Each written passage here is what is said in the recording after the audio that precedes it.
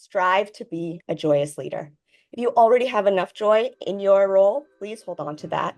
If you don't, maybe pausing, reflecting, infusing some joy, and bringing your joyous self to work might help.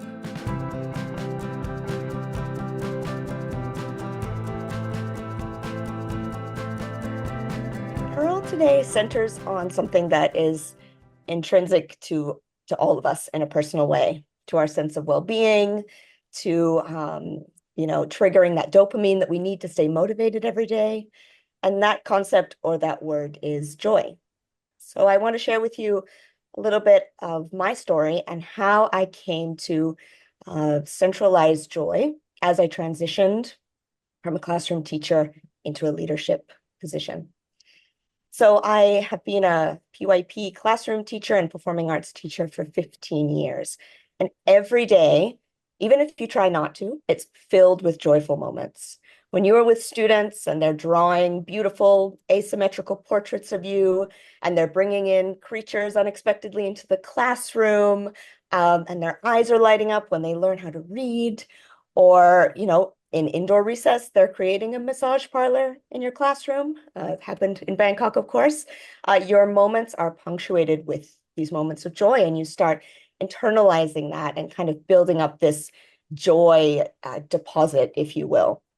And so I left to go on maternity leave. And in January 2020, I returned into my new vice principal role. And I was full of hope and optimism, and I had that reserve of joy. And then we started talking about online learning. And so the next 2 years, I had to keep withdrawing from that bucket of joy.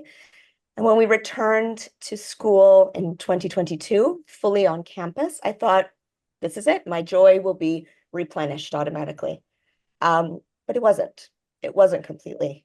And I thought that maybe I had taken that joyful experience for granted as a teacher. And I realized I'd have to work maybe a little bit harder. Now, I don't want to paint the picture that I don't love my job. I love my job.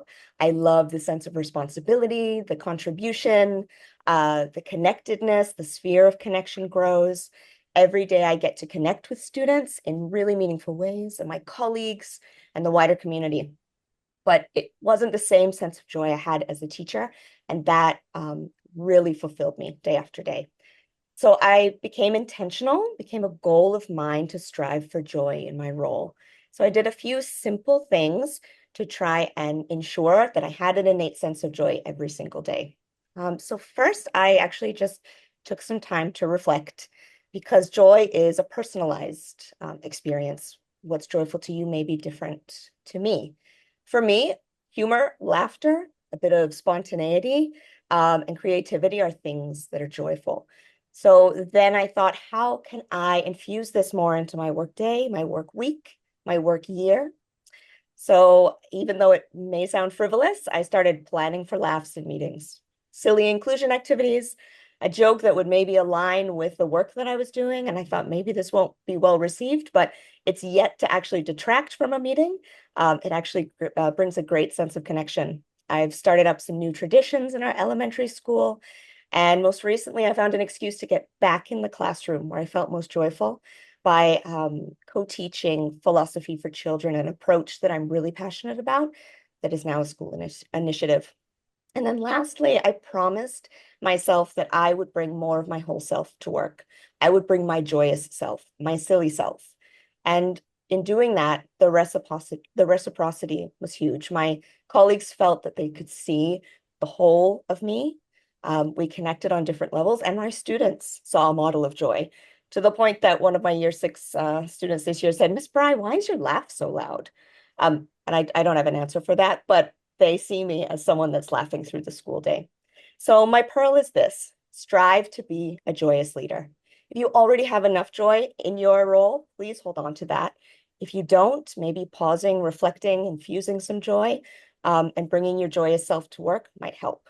Goldie Muhammad, who wrote Cultivating Genius and Unearthing Joy, says quite aptly that just like our students, teachers deserve joy. I agree. And I would say that leaders do too.